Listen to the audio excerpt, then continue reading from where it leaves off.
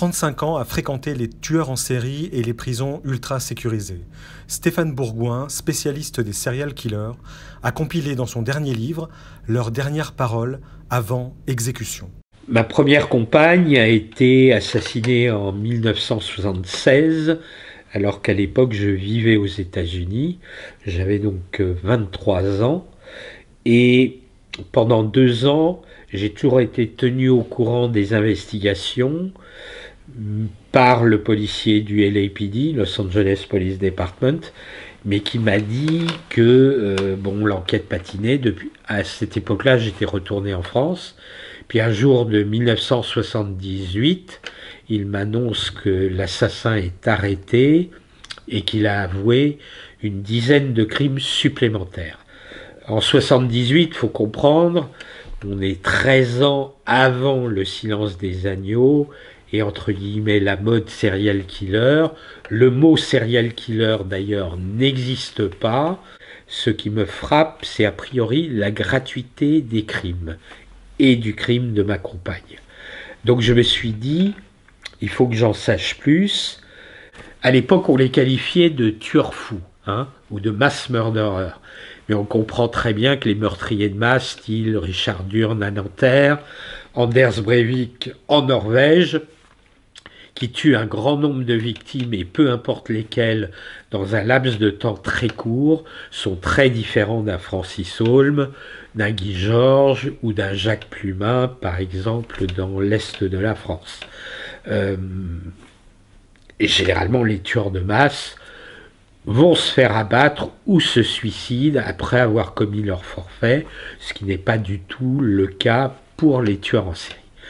Donc j'ai voulu en savoir plus sur ce type de criminel et je me suis rendu compte qu'aussi bien à l'Institut de criminologie à Paris, à la librairie du Congrès à Washington ou à la bibliothèque de l'université de Stanford, qui a la plus grande bibliothèque universitaire au monde en matière d'ouvrages de criminaux et de psychologie, il n'y avait strictement aucun ouvrage et aucune étude sérieuse sur ce phénomène. Et Gérard Schaeffer, qui était shérif adjoint au moment où il a été accusé de 34 meurtres.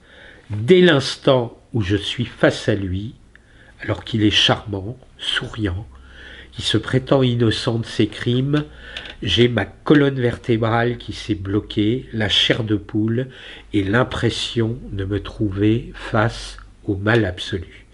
D'ailleurs, la preneuse de son qui est accroupie devant moi, au bout d'un moment, ayant réglé le son, va quitter la pièce parce qu'elle ne supporte pas d'entendre cet individu.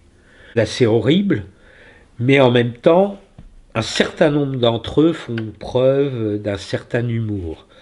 Et j'ai voulu contrebalancer cette horreur par des déclarations assez humoristique malgré tout.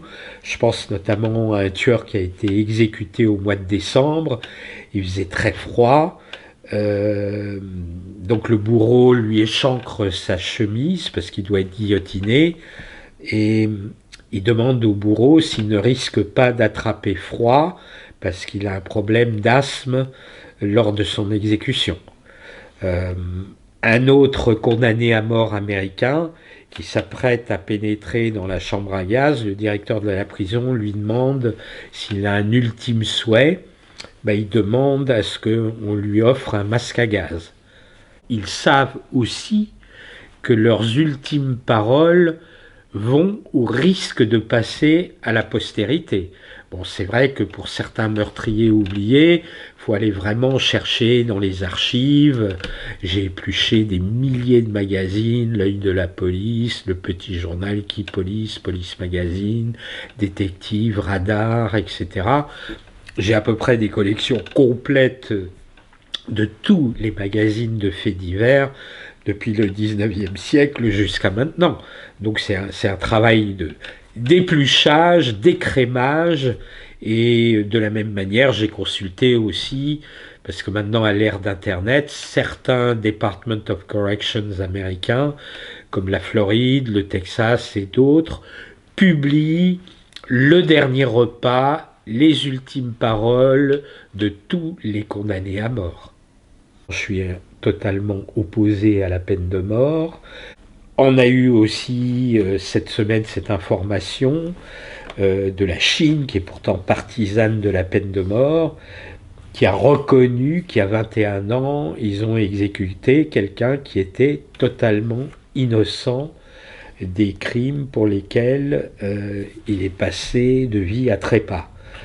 Certains États, pourtant très conservateurs américains, ont décidé d'un moratoire sur la peine de mort parce qu'ils se sont rendus compte qu'ils avaient exécuté une vingtaine d'innocents avec les progrès de la police technique et scientifique. Donc à partir de là, on est obligatoirement opposé à la peine de mort parce que je trouve que c'est s'abaisser au même niveau que les crimes que les assassins ont commis.